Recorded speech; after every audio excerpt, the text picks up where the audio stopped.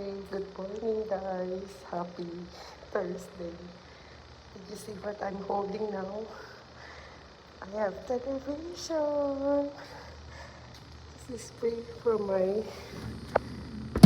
oh free from my outlook guest yesterday because we're talking about the pile of cheese because I giving some cheese on their salad. And then I said I never see some cheese on a commercial.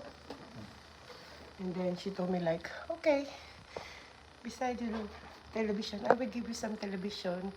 I will call you tomorrow. So that's today. I have free television, guys. Right there. From my guest in Olive Garden. Thank you, Lord. God is good. And she dropped the television for me in my apartment. Oh, God. Thank you. And now with the remote. Thank you, Lord, for the blessing. Amen.